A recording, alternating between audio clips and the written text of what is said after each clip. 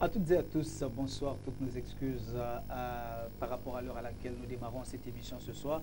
Pour des raisons techniques, nous n'avons pas pu démarrer à 21h pile comme d'habitude. Nous avons pris quelques minutes de retard, mais qu'à cela ne tienne, nous sommes là ce soir pour vous servir comme d'habitude dans le cadre de votre émission de spiritualité et de mystique chrétienne qui n'est autre que Impact, présenté par le révérend Dr Lumbadinga tous les dimanches de 21h à 22h. Ce soir, nous sommes ensemble pour une heure de spiritualité et de mystique chrétienne. De quoi sera-t-il question? Eh bien, après la grande semaine que vous avez vécue, que nous avons vécu tous, puisque la semaine dernière, nous avons parlé des complots de sorcellerie. Cette semaine, nous parlerons des forces de déstabilisation.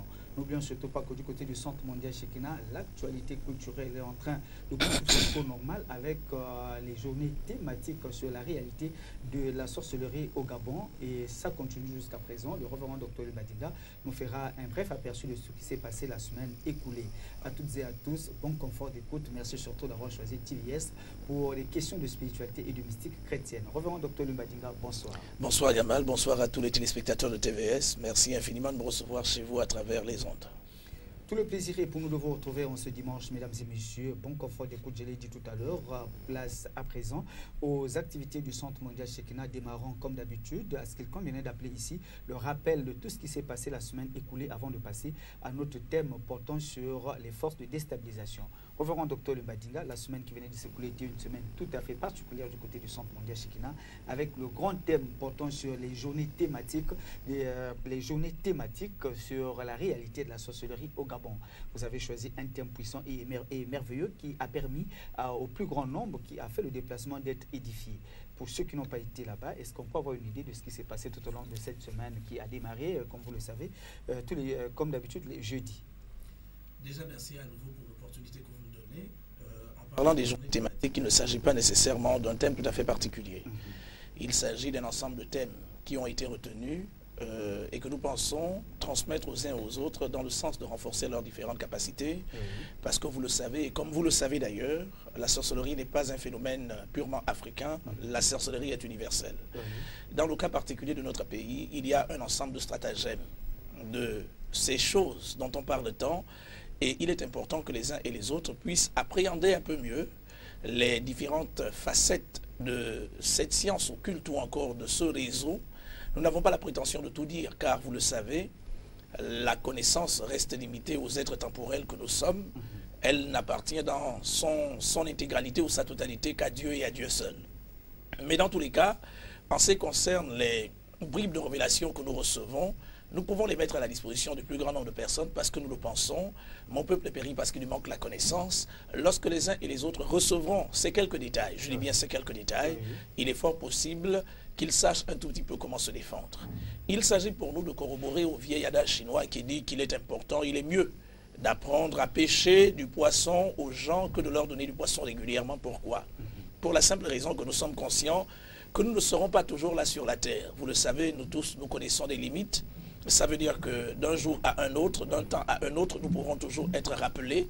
Et c'est pourquoi il est important que pendant que nous sommes encore sur la terre, que nous puissions travailler à l'accomplissement de notre destin.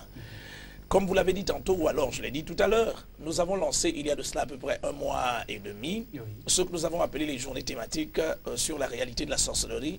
Journées qui obéissent principalement au fait qu'il est important que les uns et les autres cernent encore un peu plus davantage le fonctionnement de ce monde et surtout qu'ils sachent comment faire pour pouvoir sortir des situations désastreuses auxquelles ils sont confrontés.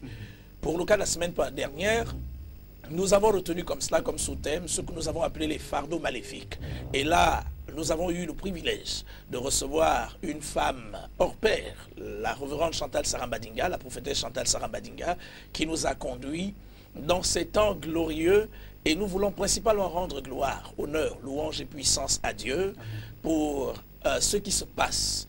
De tout ce qui s'est déjà passé, nous pouvons tirer 2 ou 3 petites leçons. La première, c'est l'engouement. Ça veut dire que vous le savez, presque depuis le début de ce mois d'octobre, il pleut presque tous les jours, au moins sur la commune de Libreville. Nous avons remarqué qu'au-delà de la pluie, il y a un tel engouement, un engouement qui certainement trouverait son origine dans la qualité des thèmes qui sont abordés, mais également de l'atmosphère qui prévaut du côté du Centre mondial Shekinah. La deuxième chose, en réponse à cet engouement, la détermination des uns et des autres, surtout d'en découdre. La troisième chose, la volonté de ces personnes de mettre le contenu de ce qui leur est donné en pratique, afin qu'ils puissent s'imposer désormais face aux manigances de sorcellerie qui prévalent contre chacun d'eux. Donc vous comprenez que de ces 3 leçons, nous pouvons nous réjouir et surtout rendre gloire, honneur et louange à Dieu le Père, en sachant tout simplement que de plus en plus, les Gabonais prennent conscience que ce n'est que par l'effort personnel, je dis bien par l'effort personnel, ni par le Congo-Ça, ni par des sacrifices humains, des crimes rituels.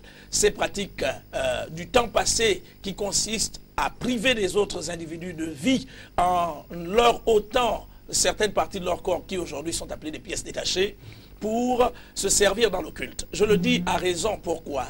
Parce que désormais, il n'est plus un secret pour personne. Il est démontré qu'à la veille de certaines élections, souvent parce qu'on sait que la fin d'une élection rime nécessairement avec la mise sur pied par la principale autorité de l'exécutif d'un nouveau dispositif autour de sa personne. Il y en a qui pensent toujours à tort que le passage ou encore l'obtention de ceci et cela passe nécessairement par le fait de priver telle ou telle personne de sa propre vie.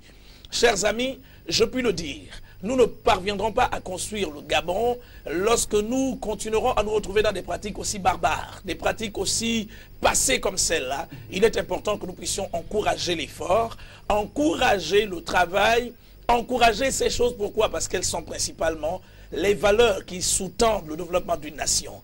Voici un tout petit peu notre contribution. Et c'est pour dire que nous avons vécu des temps tout à fait glorieux et des temps exceptionnels.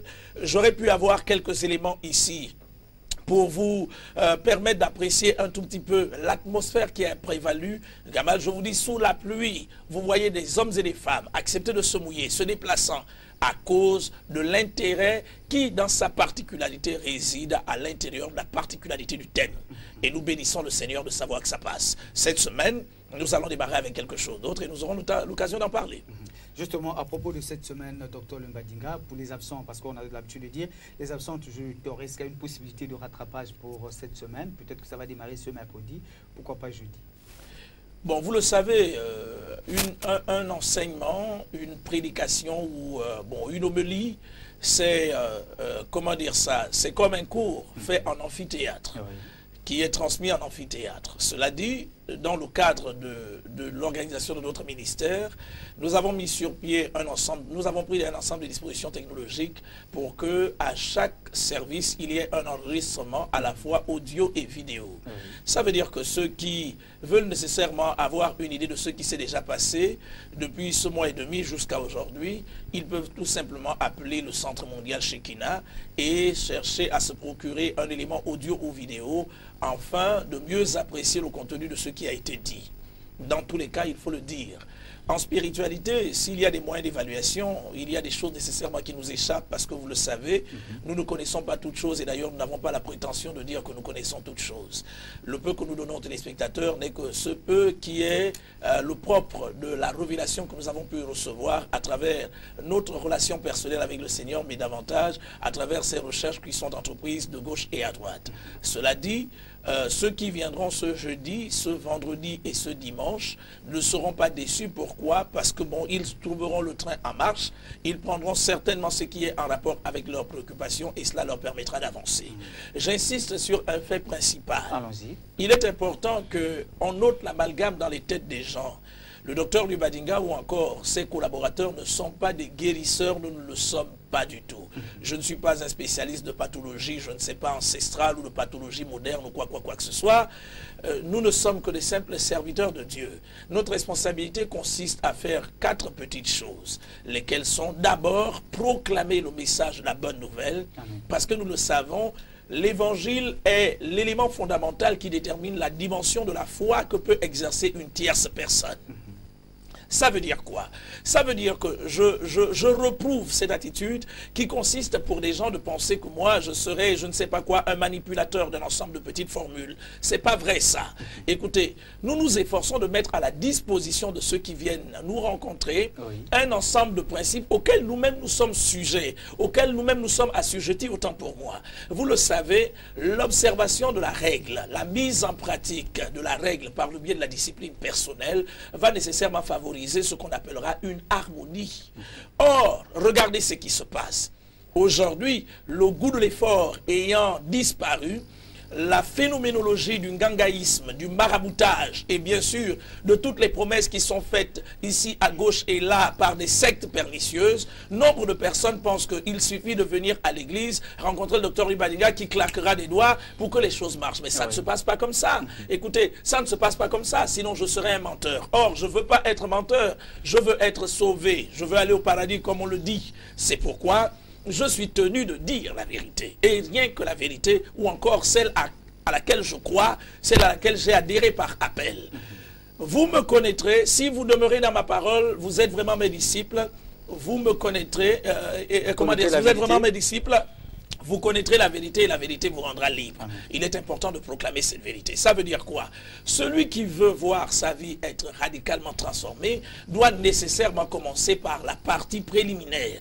Elle consiste à faire quoi? À recevoir Jésus-Christ de Nazareth comme son sauveur et son Seigneur personnel. Écoutez, je peux dire que je suis blindé. D'où me vient ce blindage? Il ne me vient pas d'une loge, d'une secte, d'un ganga, d'un marabout, encore moins d'un prêtre ou d'un pasteur. Il me vient à travers ce que j'ai appelé la prise de conscience personnelle des privilèges qui sont attachés à la rédemption pour laquelle j'ai été bénéficiaire. Dès que je réalise chacun de ces privilèges, je le dis haut et fort, aucun sorcier, je dis bien aucun sorcier, aucune incantation de sorcellerie ne peut m'atteindre. Je le dis à la télévision et ce n'est pas la première fois que je le dis, ça fait déjà... comment dire ça, un peu près de 13 ou 14 ans, je passe sur les chaînes de télévision locales et d'ailleurs sur des chaînes internationales. Je l'ai toujours dit, je mets au défi les sorciers qui me suivent au quartier. Leurs effets sont de nul et de nul et de nul et de nul effet. C'est pour dire que les mêmes choses que Dieu fait à travers moi, il est déterminé à les faire à travers vous. Le plus important est que vous puissiez être libérés de toute forme de mystification qui consiste à vous faire croire que parce que vous serez aspergé de l'eau. Écoutez, hier j'étais mangé quelque part avec des amis. Oui.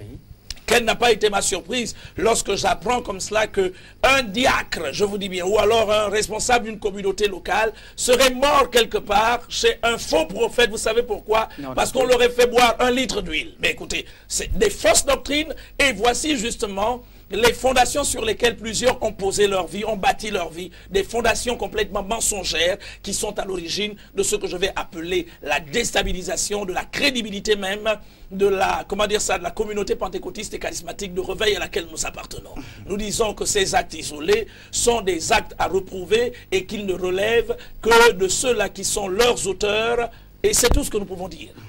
Voilà, nous avons cerné un tout petit peu tout ce qui va se passer cette semaine du côté du Centre mondial Shekinah et ce qui s'est passé la semaine écoulée. Docteur Lubadiga, venons-en à notre thème, les forces de déstabilisation. Ça veut dire que même si les forciers pouvaient se réunir, organiser, mettre, je ne sais pas, derrière vous les forces de déstabilisation, vous ne serez pas atteint.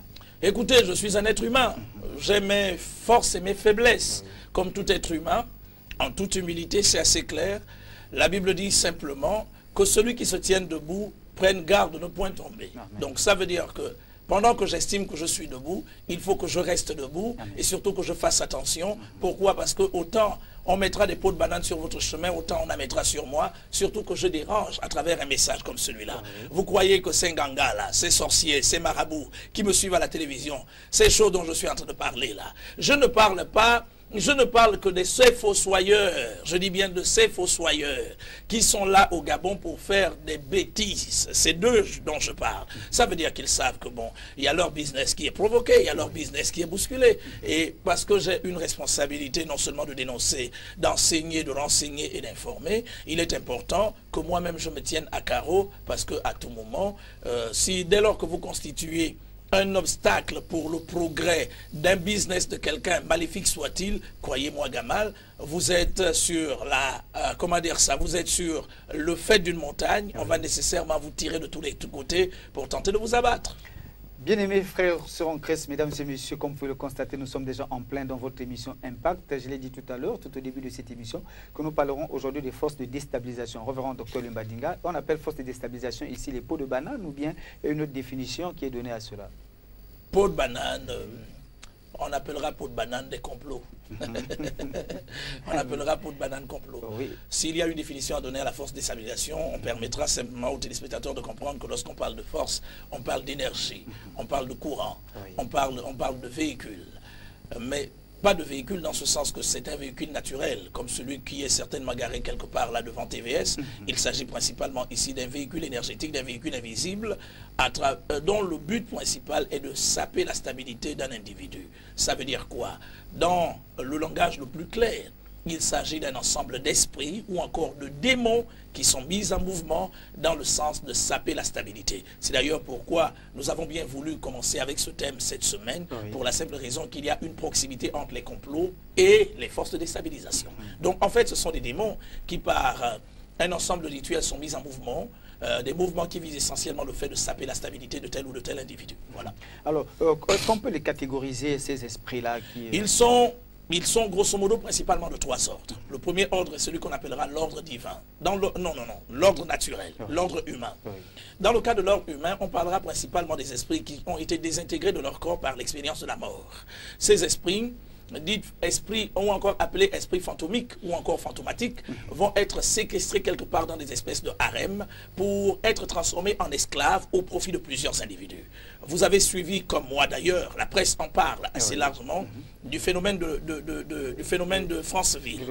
Si l'histoire n'est pas assez claire dans toutes ces choses, il n'en demeure pas moins que le fait pour cet homme d'être soudainement réapparu entraîne nécessairement la connaissance selon laquelle la fantomie existe bel et bien. Je ne confirme pas ce qui s'est passé à Franceville. Non. Je ne m'appuie que sur ce phénomène pour dire aux téléspectateurs que la fantomie existe bel et bien. Ça veut dire quoi? Que ce soit dans le Congo, dans le Famlac, dans le Mbumba, dans tout ce qu'on appelle les Matengu chez les Pounou, les Kon chez les Fans et toutes ces choses. Lorsqu'un individu est tué dans la sorcellerie gamale, il n'est pas tué uniquement parce qu'on veut manger sa chair. Non. Il est tué pour un ensemble d'objectifs dont le principal objectif est de renforcer les pouvoirs de celui qui se cache derrière le coup, dans ce sens que l'esprit va être extirpé. Vous savez que lors de l'expérience de la mort, ce qui se passe, c'est que l'âme étant la propriété de Dieu, parce que l'âme c'est la vie, lors de l'expérience de la mort, l'âme repart à Dieu, le corps repart à ses origines, c'est-à-dire dans le sol, et l'esprit humain peut se retrouver en train de errer. C'est cette errance qui va certainement amener ce qu'on appellera des prédateurs nocturnes à se saisir de cet esprit humain afin de l'embrigader quelque part. Mais lorsqu'on enfermera cet esprit quelque part, là, dans cette espèce de harem, ce harem peut être représenté par les bananiers qu'on a derrière les maisons. Ce harem peut être représenté par le manguier qui nous permet de sucer les mangues souvent vers la fin de l'été, en début d'automne. Ce harem peut être n'importe quoi, un baobab, un fromager, n'importe quoi, même une chambre à l'intérieur d'une maison familiale. Dès que cet esprit est apprivoisé, est séquestré, cet esprit aura besoin, pour le bien-être de son maître, pour les services rendus à son maître, il aura besoin lui aussi d'un ravitaillement énergétique. Vous savez où il le trouvera? Il trouvera ce ravitaillement énergétique auprès d'une personne physique vivante. On dira de cette personne qu'elle a été attachée à un fantôme. Chez nous, les Pounou, on dit Bamamutung di Tengu. Ça veut dire qu'on l'a attaché à un fantôme. Et donc, on attache le fantôme. Si le corps du fantôme, vous savez que les esprits n'ont pas de sexe. Écoutez, c'est clair. Et pourtant, les esprits, par ce qu'on va appeler, par ce qu'on va appeler l'emprunt du scaphandre, la scaphandrination, les esprits ont la capacité de se servir de n'importe quel sexe pour entretenir un ensemble de coïts avec leurs victimes. Dans ce cas tout à fait particulier, si l'individu de son vivant était de sexe mâle, l'esprit aura tendance à se servir d'un sexe mâle, et dans ce cas tout à fait particulier, cet esprit humain va être attaché à une femme. On dira de cette femme qu'elle a un fantôme. Ça veut dire que naturellement, elle ne pourra pas le sentir, j'en parlerai. Elle pourra ne pas le réaliser, mais toutes les fois qu'elle apparaîtra devant des personnes assez sensibles, celles qui ont leur capacité extrasensorielle un peu ouverte, ce qui va se passer, c'est qu'on reconnaîtra qu'elle a un fantôme. Et vice-versa, ça peut être un esprit ayant habité un corps femelle qui lui aussi va se servir d'un sexe femelle pour venir s'attacher à un être humain, parce que par le canal du coït sexuel, il va devoir déposséder à cet être humain ce qu'on va appeler les énergies vitales pour continuer à opérer. Dans ce cas tout à fait particulier, on l'a déjà abordé ici, la thématique qui portait sur les incubes et les succubes.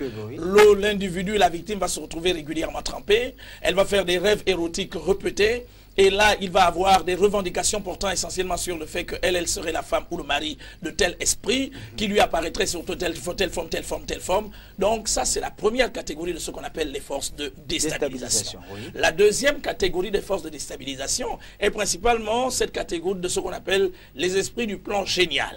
Vous savez que lors de la création du ciel et de la terre et de toutes ces constituantes, ce qui s'est passé, c'est que Dieu a mis sur pied un ensemble de forces qui devaient être là pour assurer l'équilibre de l'écosystème. Écoutez, moi je suis d'origine paysanne. À plusieurs reprises, j'ai accompagné mes défunts parents en brousse. Mais pendant que j'étais jeune, je ne pouvais pas savoir que les paroles incantatoires qui étaient prononcées par mon père et ma mère lorsqu'on arrivait en forêt profonde étaient des paroles d'harmonisation qui visaient essentiellement l'établissement de l'harmonie avec les forces en présence, afin que le travail, les travaux champêtres soient de qualité. Je ne le savais pas. C'est maintenant, je veux dire que c'est maintenant, autour de ces recherches, que je me suis rendu compte que le vieil Africain n'est pas idiot comme on le pense. L'Africain, c'est d'ailleurs pourquoi les Blancs le reconnaissent, l'Afrique reste le berceau de l'humanité. Et nous bénissons le Seigneur que le Gabon a sa part. Parce que vous avez vu les découvertes qui ont été faites dans le Haut-Ogooué, selon lesquelles il y a eu des fossiles ici au Gabon. Ça veut dire nécessairement que le Gabon reste dans ce qu'on va appeler le contexte africain, l'un de ces berceaux là de notre humanité. Donc dans ce cas tout à fait particulier, les esprits géniaux depuis le drame adamique ont perdu, si vous voulez bien, un ensemble de repères. Et les gens, malheureusement, se sont permis d'établir des contacts avec des esprits qui peuvent constituer à jamais des forces de déstabilisation. C'est la deuxième catégorie. La troisième catégorie va être la catégorie de l'ordre démoniaque. Vous le savez, nous savons tous l'histoire, que lorsque Lucifer a été précipité depuis les plans élevés, les lieux très hauts là-bas, lorsque El Elyon l'a précipité depuis les plans supérieurs, et qu'il s'est retrouvé au niveau du firmament, ou encore ce que les pentecôtistes appellent le deuxième ciel, ce qui s'est passé, c'est que sa chute n'a pas eu lieu seule. Dans ce cas tout à fait particulier, il a été précipité avec d'autres démons, avec d'autres anges, qui par leur déchéance sont devenus des démons, parce que c'était des anges, dès lors qu'ils sont déchus. Ça veut dire qu'on leur a ôté l'autorité, on leur a ôté la beauté, Dieu leur a ôté l'éclat, il leur a ôté la puissance, ils sont devenus des anges déchus. Vous avez vu généralement ceux qui ont occupé des hautes fonctions, lorsqu'ils les perdent, qu'est-ce qu'ils deviennent? Ils sont déchus de ce qu'ils avaient comme responsabilité. Ça veut dire que c'est fini, ils deviennent des simples mortels ou encore des simples hommes. Dans ce cas tout à fait particulier, les démons peuvent aussi constituer la troisième catégorie à travers laquelle la déstabilisation ou encore les opérations de déstabilisation peuvent être entreprises contre certains individus dans le sens de leur faire du mal. J'ai beaucoup parlé, grosso modo, voici un peu. Oui, homme de Dieu, après les avoir catégorisés, est-ce qu'on peut avoir, je ne sais pas, des éléments référentiels qui peuvent nous permettre d'identifier la présence de ces forces? Mais en fait, l'homme ne distingue, l'homme naturel ne distingue que l'ensemble distingue l'ensemble des machinations qui ont lieu contre lui uniquement à travers les effets auxquels il est régulièrement confronté. Ça veut dire quoi? Mais regardez, souvent, moi je ne parle pas des gens du dehors, je laisse les musulmans et les autres de côté, je parle des membres de notre communauté. Lorsque vous regardez les chrétiens, je dis bien les chrétiens, ceux qui fréquentent régulièrement les églises, à un moment, vous vous demandez véritablement s'ils prient. Non, non, non, mais c'est clair. Soyons honnêtes avec nous-mêmes. On se demande, est-ce qu'on prie? Sinon alors, à quel Dieu nous on adresse les prières? Écoutez, le sorcier fait des incantations, il a des effets immédiats. Le chrétien, ou je ne sais pas ce qui se passe, il va à l'église 1 an, 2 ans, 3 ans, 4 ans, 5 ans, 10 ans, 20 ans, 30 ans. Il se complaît régulièrement à dire je suis une nouvelle créature, mais quand on regarde sa vie, il n'y a aucune nouveauté. Il est toujours le dernier, il est toujours le plus malade, il porte sur lui presque les tares de la malédiction. Vous regardez, vous dites, bon, lui là, il est chrétien, quel est le Dieu à qui il adresse ses prières? Est-ce au créateur des cieux et de la terre, ou alors il adresse ses prières à un bouiti, je ne sais pas quoi? Bon, écoutez, pas de polémique ce soir. Dans tous les cas, il faut le savoir. Même l'homme dans sa généralité. Vous savez à quel moment vous et moi nous allons voir le médecin, non? Oui, docteur. À quel moment? C'est quand on tombe malade. Voilà. Ça veut dire que tant qu'on n'a pas subi les effets d'une situation, on ne va pas voir le médecin. Nous pensons que nous sommes bien portants parce que nous parlons là avec toute l'énergie. Nous pensons que nous sommes bien portants parce que nous pouvons circuler jusqu'au jour où on commence par dire aïe, aïe, aïe, aïe, aïe. Donc en général, toutes les fois, aussi longtemps qu'il n'y a pas effet de déstabilisation dans la vie d'un individu, l'individu n'a pas conscience de, comment dire ça, de toutes les stratagèmes qui peuvent être montés contre lui à partir des plans invisibles sataniques. Voici pourquoi, d'ailleurs, et on le sait tous, vaut mieux prévenir que guérir. Alors, pourquoi les forces de déstabilisation? Pourquoi les forces de déstabilisation? Parce que principalement, la sorcellerie ou encore le diable ne vise qu'un seul objectif: de détruire l'homme fait à l'image de Dieu et tenter de déposséder à ce dernier les privilèges qui lui ont été conférés par le Créateur. Permettez-moi de vous rappeler que vétérotestamentairement parlant, l'être humain est le plus beau des êtres, le plus grand, le plus puissant, le plus intelligent, le seul des êtres qui a été doté de ce qu'on va appeler l'essence divine. Lorsque Dieu créa l'homme, il dit, faisons l'homme à notre image, à notre ressemblance, pour qu'il domine. Et lorsqu'il créa, après qu'il les eut créés, il leur dit, je vous donne ça, dominer. Il a même permis à l'homme de nominer, si vous voulez bien, tout ce qu'il y a sur la terre, tout ce qui existe dans, comment dire ça, dans notre univers, dans notre cosmos. Ça veut dire que si ce vêtement que nous portons, vous et moi, s'appelle veste ou costume, c'est parce que nous avons bien voulu l'attribuer ce nom-là. Ça veut dire que Dieu s'est déchargé d'une partie de son autorité, d'une partie de ses prérogatives qu'il a confiées à l'homme. Vous voyez l'immense privilège. Lorsque le diable s'est rendu compte qu'une personne faite de boules de chair, avec de la terre, avec de tels privilèges, il s'est dit, ça, il faut en finir très rapidement. Voici pourquoi il a juré par lui-même et par ses démons qu'il détruira l'homme fait à l'image de Dieu. Mais cette destruction passait nécessairement par la mise sur pied d'une stratégie. Le diable devait nécessairement travailler avec des alliés qui malheureusement ont été choisis par lui et ont été investis. C'est ceux-là que nous appelons les sorciers, dans la mesure où ils pratiquent la sorcellerie.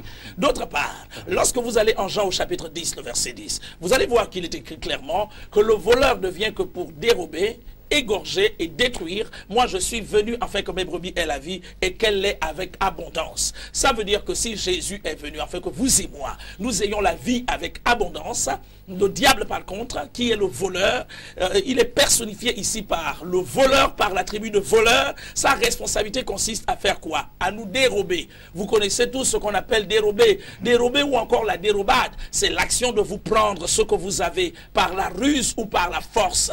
En général, les bandits là qui pilulent dans les quartiers de Libreville et qui nous attaquent dans les maisons, quand ils viennent dans les maisons, s'ils se rendent compte que vous dormez à point fermé, ils vous ramassent, ils vous ramassent tout ce qu'ils ont à vous ramasser, ils partent. Mais s'ils se rendent compte que finalement vous avez tenté de réagir, qu'est-ce qui se passe? Régulièrement, que ce soit dans les différents quotidiens que nous avons ici, on entend parler de mort d'homme. Ça, c'est le travail du voleur.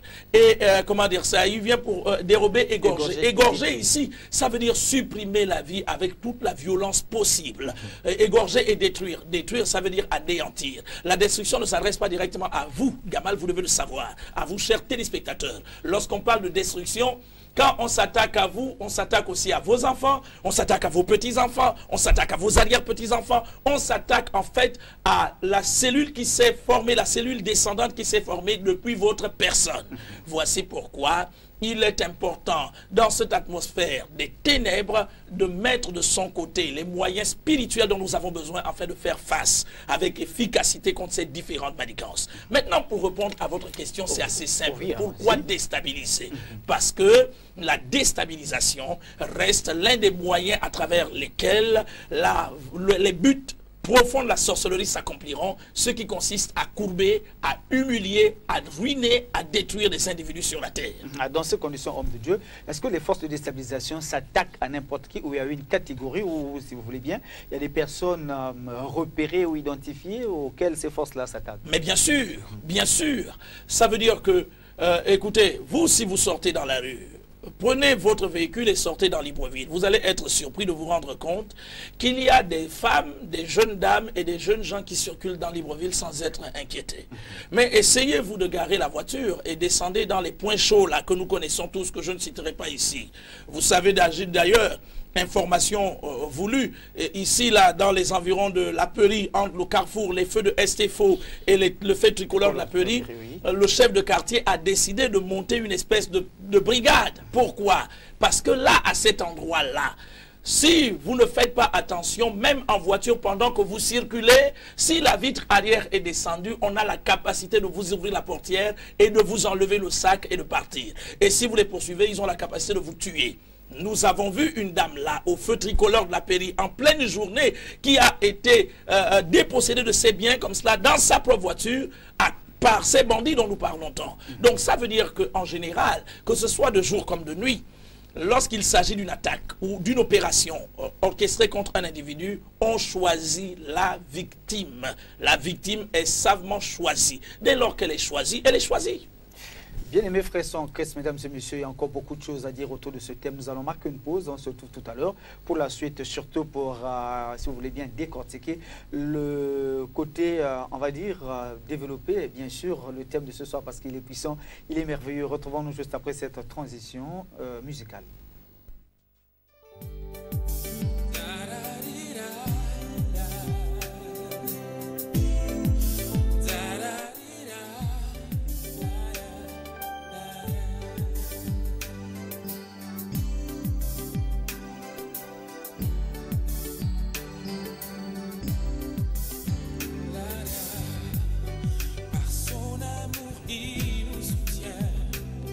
Dans le creux de sa main,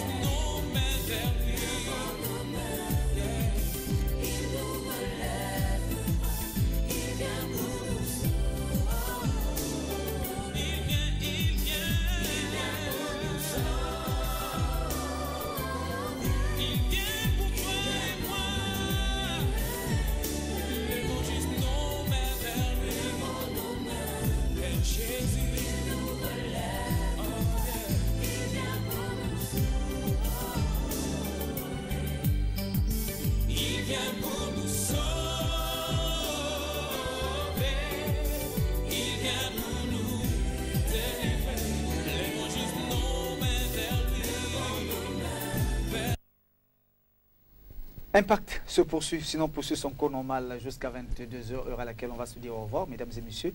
Ce soir, le thème, comme d'habitude, il est puissant, il est merveilleux. Avec le docteur Lumbadinga, nous sommes en train de parler des forces de déstabilisation. Docteur Lumbadinga, si ce n'était pas encore terminé, les forces de déstabilisation, quelle est la mission qui est révolue à ces forces? Mais évidemment, le nom attribué à ces forces nous permet de comprendre qu'il s'agit principalement pour elles d'être, comment dire ça, convoquées par ce qu'on va certainement appeler le rituel de sorcellerie, qui lui principalement est soutenu par ce qu'on appellera l'évocation de ces 10 esprits. Permettez-moi d'être pédagogue dans ce cas tout à fait particulier. Nous voulons saper la stabilité de monsieur A. Comment faire pour saper sa stabilité? D'ailleurs, avant de déclarer la guerre à monsieur A, il faut que monsieur A présente ce qu'on va appeler un intérêt tout à fait particulier pour le monde de la sorcellerie qui s'est coalisé contre lui. Je vous ai dit que dans le cas particulier du Gabon, il n'est pas bon que vous sortez, que vous émergez, que vous apparaissez. Au Gabon, si vous apparaissez, ça veut dire que vous êtes sorcier. Si vous êtes pauvre, ça veut dire que Dieu n'est pas avec vous. Donc, enfin, finalement, on veut quoi? Dans la particularité de notre pays, et ça, cela a déjà été constaté partout, que ce soit dans les administrations, les églises, on en a parlé partout, dès que vous dégagez quelque chose de particulier sur votre personne, cette chose que vous dégagez va entraîner contre votre personne ce qu'on va appeler des attentions particulières qui, pour certaines, ne seront pas des attentions à vous faire du bien, il s'agira des attentions à vous faire du mal. Et là, alors, va être décidé dans les ténèbres, va être décidé de définir une stratégie qui visera à saper votre stabilité. À quelque niveau que ce soit, si vous allez dans le domaine du sport, vous allez demander aux sportifs, demander aux footballeurs professionnels, demandez-leur. Vous croyez que certains claquages, toutes ces choses, boum, le monsieur entre sur le terrain, le pied se casse, vous pensez que ça revient d'où? Il y a certainement un individu qui est tapis dans l'ombre et qui se bat pour que cette place, qui n'est pas la sienne, parce qu'il ne vaut absolument rien comparativement à l'autre, que lui là, il quitte pour que lui, il s'asseye. En général, les déstabilisateurs démontrent à travers leurs différentes activités qu'ils ne valent absolument rien. Je dis bien rien. Celui qui déstabilise d'autres, c'est celui qui n'est pas conscient de sa valeur et c'est celui qui a peur. En fait, il souffre certainement de complexe d'infériorité. C'est ce complexe d'infériorité qui l'amène à manigancer un ensemble de machinations qui visent le fait de saper la stabilité d'une telle ou d'une tierce personne. Lorsque vous connaissez votre valeur, je dis bien, lorsque vous connaissez votre valeur et que vous avez conscience que vous n'êtes pas venu sur la terre pour accompagner qui que ce soit, vous n'avez pas besoin pour vous battre pour ce qui ne vous appartient pas. Écoutez, Gamal, je suis fier d'être prédicateur de l'évangile. Et ça, c'est clair. Je le dis à quiconque veut l'entendre. Je suis fier d'être prédicateur de l'évangile. C'est le travail pour lequel je suis venu sur la terre. Et je rigole souvent avec mes enfants. Je dis, c'est sûr, je n'aurais pas été prédicateur de l'évangile, j'aurais peut-être été un chanteur. Ouais, parce que j'aime chanter et puis je joue un peu à de la guitare. Je suis un adorateur, en fait. Je suis un adorateur. Donc, ça veut dire que le principal rôle, la principale mission de ces forces vise essentiellement le fait de repérer, d'identifier des personnes qui leur ont été indiquées afin que celles-ci subissent le courroux de celles qui, tapis dans l'ombre, sont à l'origine du fait de saper la stabilité d'une tierce personne. Et malheureusement, pendant que votre visage apparaît à la télévision, ce que vous ne savez pas, c'est qu'il y a certainement des gens que vous dérangez par votre présence. Et ces gens sont en train de grincer des dents en se disant qu'est-ce qu'on va faire pour finir avec lui. Et évidemment, s'ils vous cherchent sur le plan occulte et que ça ne marche pas, certainement parce que vous serez couvert de l'aura du docteur Lumbadinga, il est possible dans ce cas tout à fait particulier qu'on vous cherche sur le plan physique. Et là, bon, l'homme étant limité comme il est, bon... prions Dieu pour que cela ne nous arrive pas. Nul et sans effet. Nul et sans effet, comme on le dit. Amen. Alors, poursuivons, docteur Lumbadinga, nous sommes toujours dans les forces de déstabilisation. Dans quel domaine de la vie ces forces peuvent-elles opérer? Tous les domaines possibles. Je dis bien tous les domaines possibles. Dans le mariage. Ça veut dire que ce soit sur le plan professionnel. Vous êtes bénéficiaire, je dis bien vous êtes bénéficiaire de la volonté personnelle des plus hautes autorités de ce pays à être promu à un poste de responsabilité. Il va se passer que des gens vont désapprécier ce que vous faites et surtout désapprécier votre promotion. Dans ce cas tout à fait particulier, il va être monté contre votre personne un complot qui vise le fait de saper votre stabilité. Ce complot aura lieu quelque part. Cette menace secrète prendra origine quelque part, elle se déroulera sur 2 plans. Le premier plan, c'est le plan visible. Dans le plan visible, on se servira de quoi? D'abord du mensonge. Je dis bien du mensonge. Les gens aiment mentir. Et ça veut dire qu'on colporte des informations qui sont fausses comme ça. Et je dis bien fausses et fausses. Regardez un tout petit peu. Un de mes collaborateurs, travaillant quelque part, était de passage dans un marché de la place et il a trouvé quelqu'un en train de débattre autour de ma personne. Vous savez ce que la personne était en train de dire? Lui, Badinga, je le connais, c'est un grand marabout. Et ce collaborateur qui est avec moi depuis près de 20 ans déjà, lui a demandé, tu le connais où? Vous avez grandi où? Toi et lui, vous avez appris où? Tu connais qui est le nom de son père? Et tout cela, le monsieur a dit, il s'est retrouvé complètement déstabilisé. Pourquoi? Parce qu'il s'est rendu compte que les arguments qu'il était en train d'avancer étaient complètement fallacieux, ils étaient faux. Ça veut dire qu'on rime, malheureusement, encore dans notre pays, avec la délation, le mensonge, les propos calomnieux, des choses qui sont complètement fausses. Et le malheur des êtres humains, c'est qu'avant vérification, on est déjà complètement englué dans ces différents mensonges. Quand on dit que la tête de Gamal doit tomber, il faut que la tête de Gamal tombe. C'est sur le plan naturel, les différents mensonges. Toutes les entreprises qui ont été menées dans le sens de saper votre stabilité sur le plan professionnel, sur le plan naturel, n'ont pas abouti. Alors on va procéder à ce qu'on va appeler l'entrée en scène du charlatanisme. Et là, on va aller vers les plans occultes. Et dans le domaine occulte, je vous dis des choses que je vis régulièrement, puisque je suis appelé par-delà des administrations gabonaises pour enlever des gris-gris, des fétiches. Je vous dis bien des fétiches comme ça, je les ramasse avec les mains. Je ne suis pas autorisé à présenter les visages de ces personnalités.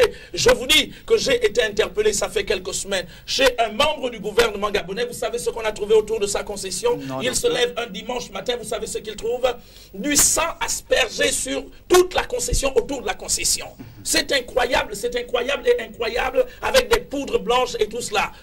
Je dis, bon, c'était pour t'intimider. Et ça, c'est la particularité de notre pays. Si on ne parvient pas à saper votre stabilité sur le plan purement physique, en allant raconter tous les ragots que possible, et même en se servant de la presse, malheureusement, ce qui va se passer, c'est qu'on va mener un ensemble, on va définir un ensemble d'entreprises occultes qui visent essentiellement le fait pour vous d'être atteint par ces puissances négatives qui vont être envoyées contre votre personne afin de vous tuer.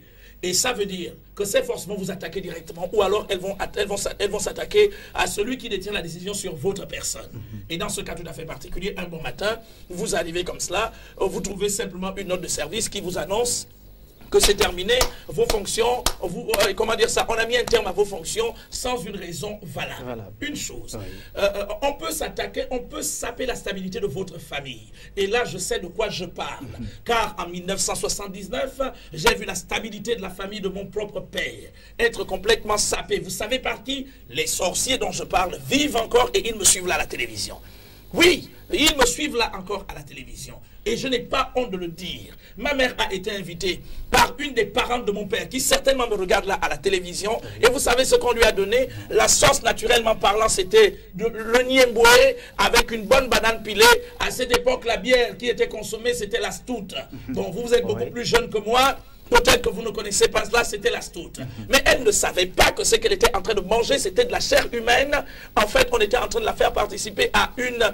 comment dire ça, un repas naturel, mais qui avait un contenu maléfique. Après qu'elle l'eut mangé, ça a été la catastrophe, ça a été la stabilité de son ménage qui a été complètement sapée, au point que ce ménage a été cassé.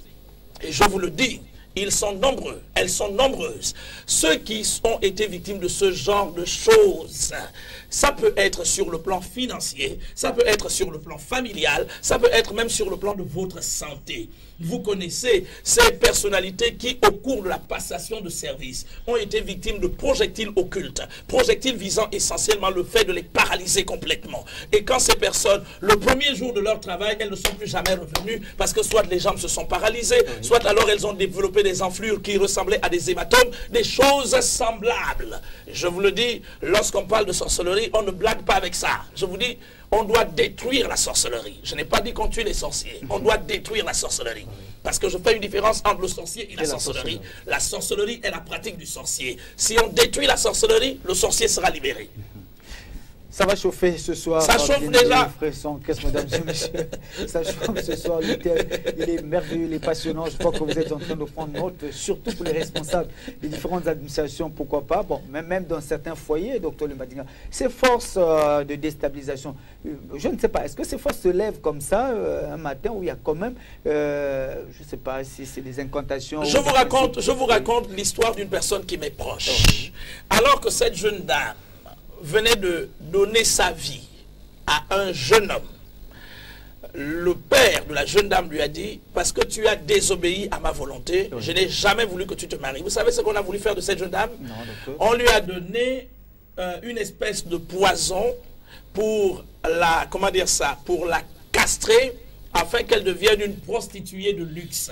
Je ne parle pas de celles qui sont partout là qu'on connaît. Je parle de ces femmes qui ont pris la décision qu'au-delà de leurs intelligences, de leurs bras et de leurs pieds, de leur force de travail, de leur capacité à produire de l'argent par l'effort, ont accepté de livrer leur corps à ces personnalités que nous voyons là uniquement dans le but d'entretenir la famille. Ce sont ces prostituées de luxe dont je parle tant, c'est celles-là.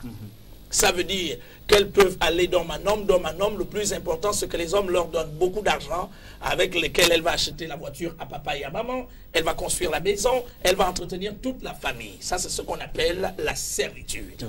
Cette jeune dame a été asservie à ses parents comme ça. Et le jour où elle a pris la décision de se marier, son père lui a dit, ce mariage ne durera pas, tu vas mourir. Et le monsieur a dit à sa fille, comment dire ça, ton mari sera veuf. Ça veut dire qu'une décision avait été prise comme cela dans la sorcellerie. Mais pour qui, pourquoi est-ce que les enfants ne se marieraient-ils pas lorsqu'on sait que le mariage entre dans le cadre de la volonté originelle de Dieu et que c'est à travers la cellule du mariage que la société trouve sa stabilité, mon Dieu? Et vous voyez ce qui s'est passé, c'est que plusieurs années après, cette jeune dame, légalement mariée, a décidé de mettre un terme à ses jours. Mais avant qu'elle ne mette un terme à ses jours, ça c'est expérience vécue, elle me raconte ça comme ça. Avant qu'elle ne mette un terme à ses jours, elle a commencé à vivre un assaut sur le plan spirituel dans ses rêves où elle voyait régulièrement son père lui apparaître. Le monsieur est décédé depuis, mais elle voyait régulièrement le père lui apparaître. C'est comme ça qu'un jour, elle a décidé de mettre un terme à ses jours en se suicidant. Lorsque j'ai été interpellé et que je suis arrivé là, par le biais d'un puissant service de délivrance, d'exorcisme Gamal, il fallait entendre les esprits dire: c'est notre fille, nous ne l'avons pas consacrée pour le mariage, nous l'avons établie à garder la famille. Parce qu'elle nous a désobéi, nous avons décidé de passer à la phase supérieure. Puisque nous n'avons pas pu tuer son mari, on va la tuer elle. Vous connaissez combien de ces jeunes dames ont vu leur mari mourir, soit par accident de circulation, sans connaître les origines occultes de ces différents accidents, alors que ceux-ci provenaient d'une stratégie de déstabilisation qui visait le fait de leur rendre célibataires. Gamal, il y a des choses à dire. Je dis que la sorcellerie doit être détruite. Il est important que nous puissions unir nos efforts afin d'extirper la sorcellerie de notre société. Mais évidemment, je ne suis pas prétentieux. Ne vous en faites pas. Je suis assez humble pour reconnaître que c'est une bagarre. Oui, poursuivons notre thème, révérend Dr Lumbadinga. Où trouve-t-on ces forces de déstabilisation? Elles sont partout. Je vous ai dit qu'elles se relèvent de 3 ordres. Elles sont partout. Par exemple, on veut vous tuer.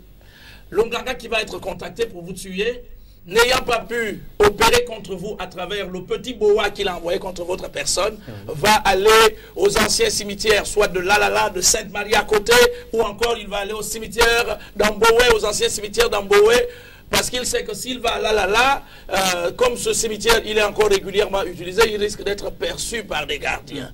Et là, il va aller dans un ancien cimetière, soit à Minoubé, soit je ne sais pas où, mais en tout cas, il choisira un cimetière, lequel, ce qui dépendra de son propre choix. Et là, un rituel occulte va l'amener à entrer en contact avec ce qu'on va appeler les esprits de la mort. On dira, on veut tuer monsieur A. Et nous savons que pour que nous puissions exécuter le coup très rapidement, nous avons essayé avec le boa. Le boa qu'on a envoyé n'a pas marché. On a essayé avec la panthère. Il a tué la panthère, il a détruit le scaphandre de la panthère. On veut vous envoyer, vous, pour que vous le récupériez rapidement et que vous le détruisiez.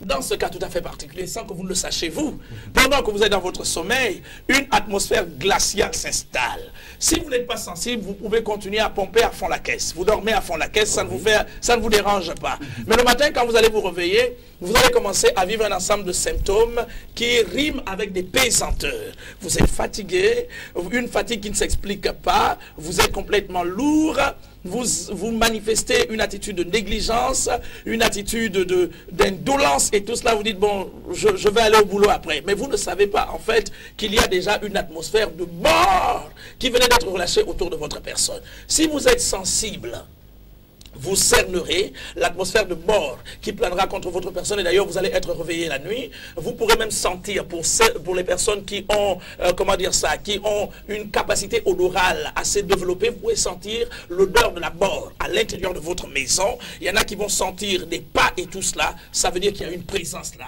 Cet esprit va s'efforcer à établir un contact avec vous. Dès que le contact est établi avec la victime, désormais, il cherchera une occasion favorable pour tuer la victime. C'est comme ça que ça se passe. Permettez-moi à nouveau de vous raconter une autre expérience, puisque je suis au quotidien de ces choses. Un monsieur décida, dans la famille, il n'avait eu qu'un seul neveu qui était parvenu. Ce neveu était inspecteur des finances, diplômé de l'IEF.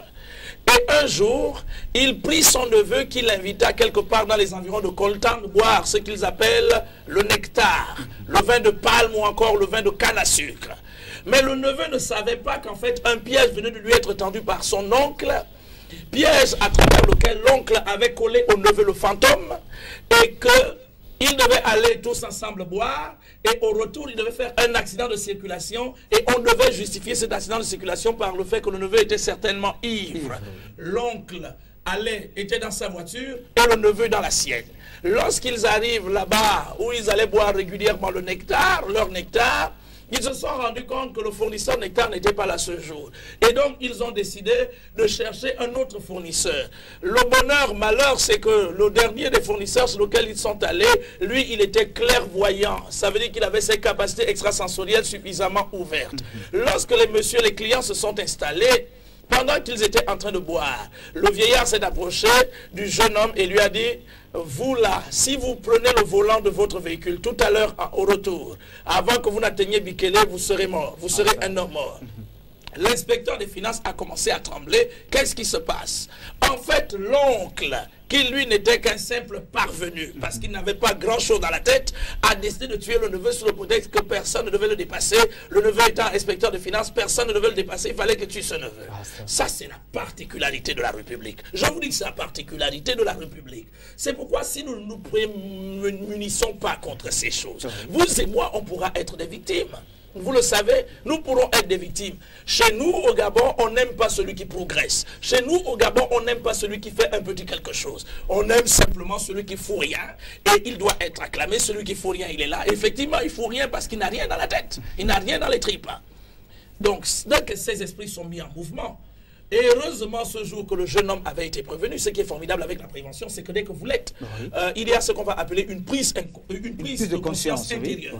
Votre esprit, comment dire, ça sursaute et soudainement il y a comme des dispositions qui sont prises intérieurement qui renforcent d'ailleurs même les capacités de réaction des anges gardiens pour lesquels vous avez été bénéficiaire par la grâce de Dieu. Et là, le neveu a attrapé l'oncle, il a dit à l'oncle, on ne repart pas dans les deux voitures, on part dans une seule voiture. Tu prends le volant et moi je suis à tes côtés. Si on meurt dans ma voiture. Ils sont arrivés à Libreville, l'affaire a éclaté. J'ai été interpellé encore une fois et j'ai été informé de ces choses-là. Ce sont les choses que malheureusement nous vivons au quotidien. Donc ça veut dire que lorsqu'il s'agit de tentatives de déstabilisation par le biais de l'utilisation de ces dites forces, on est capable de vous faire du mal uniquement parce que vous dérangez. Vous dérangez.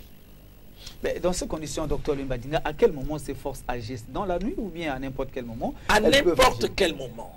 Je vous ai dit que dans le domaine de la sorcellerie, on fait d'abord le choix d'une victime. Il y a des gens qui se sont autoproclamés ou attelés demi-dieux dans les familles. Et malheur à celui qui tentera de dépasser le demi-dieu. Ça veut dire que si le demi-dieu s'est retrouvé, s'est limité au niveau du certificat d'études indigènes, ce qu'on appelle aujourd'hui le CEP, il n'acceptera pas que quelqu'un dans cette famille dépasse la classe de CEP. C'est-à-dire de CM2, on appelle ça maintenant 5e année aujourd'hui. C'est pourquoi vous allez vous rendre compte que dans les familles, vous penserez que c'est toute la famille qui est composée d'abrutis et d'idiots, mais ils ne sont pas abrutis. En fait, ils font face à un ensemble de blocages qui ne sont que consécutifs à la présence d'un ensemble d'esprits qui sont établis là en force sur cette famille, pour la simple raison que comme le seul qui est fonctionnaire de la famille n'a pas dépassé la classe de 3e et il travaille avec le CEP, le certificat d'études primaires, il ne faut pas que quelqu'un dépasse celui-là. Ça veut dire que toute tentative visant à dépasser le roitelet établi sur la famille dans la sorcellerie, je ne sais pas sur quelque plan que ce soit, le même dinosaure va se lever pour dire pourquoi il veut me dépasser, il faut qu'on le tue. C'est valable pour ces femmes-là qui ne se sont pas mariées, qui n'ont pas fait d'enfants et qui sont déterminées à faire en sorte que leur nièce, que leur neveu ne se marie pas et n'en fasse pas d'enfants comme elle. Mais mon Dieu, mais c'est fréquent. Et donc ça veut dire que lorsque la victime a été localisée, lorsque les différentes stratégies ont été arrêtées dans le sens de la déstabiliser, la nuit, les opérations occultes vont avoir lieu, consistant principalement à mettre en mouvement les dites forces. Dès que les forces auront été mises en mouvement, elles vont nécessairement établir un contact, elles vont chercher à établir un contact avec la victime. Dès que le contact est établi, de jour comme de nuit, elles vous accompagnent. Je vous dis, de jour comme de nuit, elles vous accompagnent. Écoutez, Gamal, j'ai vu une femme, au cadre dans une banque de la place, connaître l'orgasme dans mon bureau comme ça, assise. Il avait été décidé pour elle qu'elle ne se marierait jamais. Et qu'il n'était pas question parce qu'elle avait été attachée à un esprit. Je vous dis en journée. Elle m'a appelé après une de nos émissions. Elle est venue me rencontrer au bureau. Pendant que nous étions en train de parler, elle m'a dit, docteur, ils sont déjà là. J'ai dit qui? Elle m'a dit, il est déjà là, celui qui me fait ça souvent.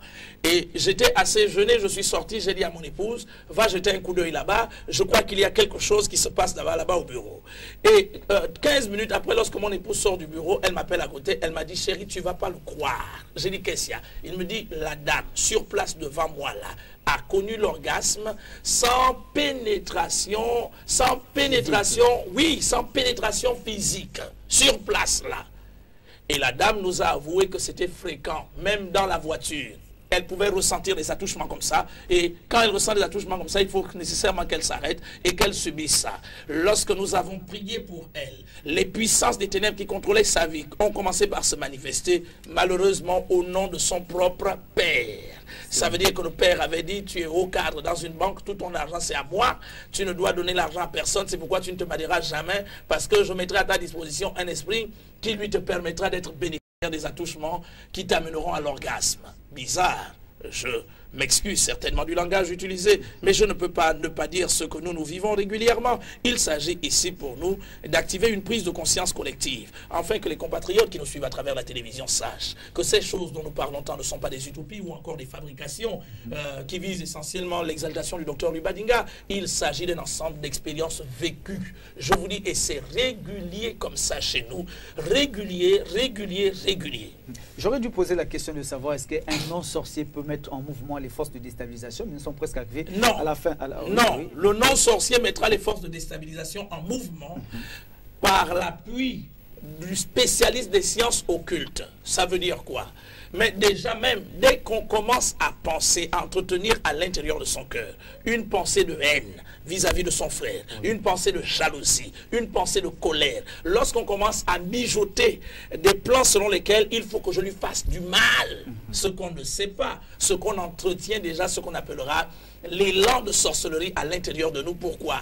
Parce que ces sentiments sont très bas. L'apôtre Paul a pu dire que tout ce qui est vertueux, que tout ce qui est pur, que tout ce qui est honorable, que tout ce qui est élevé soit l'objet de vos pensées. Pourquoi? Parce que tous les scientifiques sont d'accord avec moi pour reconnaître que la plupart il y a plusieurs pathologies auxquelles sont confrontés les hommes qui ne reviennent, qui ne sont que le propre de leurs ressentiments, leurs mauvaises pensées et de ces choses, ces bons qu'ils entretiennent à l'intérieur d'eux. Donc ce non-sorcier, parce qu'il n'est peut-être pas initié, qui entretiendrait ces sentiments bas, va nécessairement s'engager dans une opération. Et d'ailleurs, quand vous entretenez ce genre de pensée, ce que vous ne savez pas, parce que l'homme est un émetteur et un récepteur, vous émettez à travers, comment dire ça, votre fréquence vibratoire, un ensemble d'ondes qui, lorsqu'elles sont perçues par la victime, peuvent être transformées en rêve.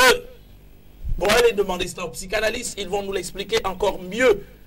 Et là, l'individu qui, lui, peut-être n'est pas initié à la sorcellerie, mais qui entretient ce genre de pensée vis-à-vis de son frère, les pensées de meurtre, d'assassinat, de destruction, va devoir aller chercher quelqu'un qui est capable. Et il va aller faire ce qu'on appelle chez nous frapper le diable. Ça veut dire qu'il faut qu'on le tue parce que il a été promu à telle ou telle responsabilité, il faut qu'on le tue parce que c'est lui seul qui travaille, il faut qu'on le tue parce qu'il amena les voitures, il amena la femme, il a les enfants, elle a le mari, il faut qu'on le tue, et quelquefois on vous tuera pour rien. Ça veut dire que vous-même vous allez vous demander, mais j'ai même quoi là? Qu'est-ce que je leur ai fait? Écoutez, je crois qu'il est important qu'on organise une émission spéciale pour boucler avec ce thème, parce qu'il y a des choses à dire et vraiment à dire. Beaucoup de choses à dire, l'homme de Dieu venait de le dire tout à l'heure, nous sommes presque arrivés à la fin de cette émission, lentement et sûrement. Le temps s'est envolé, Dr. Lubadiga, nous sommes presque arrivés à la fin. Et nous n'avons eu qu'à développer 5 questions. 5 questions, on reviendra, je crois, mercredi, s'il plaît à Dieu, sinon dimanche à la même heure. Certainement que vous avez quelque chose d'autre à ajouter. Oui, quelque chose à dire. La Bible dit, mon peuple périt parce qu'il lui manque la connaissance. Chers amis, le peuple dont il s'agit ici n'a rien à voir avec celui qui aurait été créé par quelqu'un d'autre en dehors de Dieu. Il s'agit principalement de vous et moi. Ces émissions visent essentiellement le fait de vous amener à prendre conscience des réalités mystico-spirituelles dans lesquelles nous vivons et d'ailleurs auxquelles nous sommes tous confrontés. Je crois pour ma part que le Fils de l'homme est apparu afin de détruire les œuvres des puissances des ténèbres. Nonobstant, ceux qui pense à tort qu'il s'agit d'une glorification, d'une exaltation ou encore d'une surenchère vis-à-vis des puissances des ténèbres. Non, ce n'est pas celui-là notre rôle. Il s'agit plutôt d'apporter un message dénonciateur. Et davantage, travailler dans le sens d'éveiller votre conscience afin que vous puissiez prendre, si vous voulez bien, un élan et surtout faire en sorte que ces forces qui ont pendant longtemps travaillé et milité contre votre personne soient neutralisées. Cela est possible. Je dis bien cela est possible. Permettez-moi d'aller vers le roi David pour vous rappeler que ce n'est ni de l'Orient, ni de l'Occident, encore moins du Midi ou ailleurs que le salut vient. Le salut est à côté de vous. La Bible dit que si tu confesses de ta bouche le Seigneur Jésus, et si tu crois dans ton cœur que Dieu l'a ressuscité d'entre les morts, tu seras sauvé. Car c'est en confessant des lèvres que l'on parvient au salut, c'est en croyant du cœur que l'on parvient à la justice. Je vous invite cette semaine au Centre mondial Shekinah. Nous sommes situés au quartier derrière l'hôpital. Dès que vous arrivez au Grand Carrefour Petit Paris, vous n'allez pas vers le stade portant le nom du président Omar Bongo, Ondimba, non. Vous montez simplement derrière l'hôpital, même à pied, à quelques 150 mètres environ sur votre côté droit. Vous allez voir là notre grand temple sur lequel est écrit Centre mondial Shekinah, rencontre de délivrance et de victoire, Centre mondial Shekinah, ministère du combat spirituel. Notre responsabilité est de formater la colonne vertébrale de votre foi par des messages puissants, par des démonstrations de la gloire de Dieu. Nous sommes de ceux qui croient que Jésus a pu dire que celui qui croit en moi fera lui aussi les mêmes œuvres que j'ai fait et il en fera de plus grandes parce que je m'en vais vers le Père. Pour notre part, nous le savons, ce n'est pas par un fétiche, par un pacte avec le diable, par des choses trafiquées dans les histoires de sorcellerie que nous parviendrons. Le salut est à côté de vous. Je vous interpelle ce jeudi soir à partir de 17h précise, le vendredi à la même heure, c'est-à-dire 17h précise, le dimanche matin à partir de 8h. Invitez 2, 3, 4 personnes de votre entourage. Il est important que vous ayez souvent des témoins oculaires de ce que vous serez bénéficiaire, de ce dont vous serez bénéficiaire, de ce que Dieu fera dans votre propre vie. Je crois qu'en effectuant votre déplacement, quelque chose se passera dans votre être. Et vous le saurez que ce n'est pas une corde autour des reins, ce n'est pas de l'encens allumé quelque part qui protège un individu ou encore une soi-disant eau bénite ou du sel qu'on aspergerait dans la maison. Le nom de Jésus-Christ Nazareth est une tour forte. Le juste s'y réfugie et il trouve un bouclier. La Bible dit, je termine, celui qui demeure sous l'abri du Très-Haut repose à l'ombre du Tout-Puissant. Je dis à l'Éternel, mon refuge et ma forteresse, que peuvent me faire mes ennemis. Merci infiniment de nous avoir reçus chez vous à la maison. Nous espérons simplement qu'au cours de ces quelques paroles qui ont été dites, vous avez été édifiés. Dans tous les cas, nos numéros de téléphone, circulent au bas de votre petit écran. Vous pouvez toujours nous appeler pour un rendez-vous ou tout simplement entrer en contact avec le Centre mondial Shekinah. Le plus important est que vous puissiez donner votre vie au Seigneur Jésus-Christ, le recevoir comme votre sauveur personnel. Je crois que quelque chose se passera dans votre vie. Encore une fois, merci infiniment de nous avoir reçus chez vous. Que Dieu vous bénisse et qu'il vous bénisse abondamment. Et certainement, mercredi, sinon dimanche, s'il plaît à Dieu, nous sommes encore sur la terre pour l'accomplissement de la destinée pour laquelle nous avons été appelés. Encore une fois, d'ores et déjà, bon début de semaine. Que Dieu vous bénisse et qu'il bénisse le Gabon, notre pays. C'est aussi la fin de cette émission. Mesdames et messieurs, le thème, nous allons, comme venez de dire, l'homme de Dieu, poursuivre le même thème la semaine prochaine. Merci d'avoir été des nôtres. Merci surtout pour votre fidélité sans cesse renouvelée à cette émission. Docteur Lumbadinga, on se dit au revoir. Allez, au revoir Gamal, que Dieu vous bénisse abondamment encore une fois. Merci.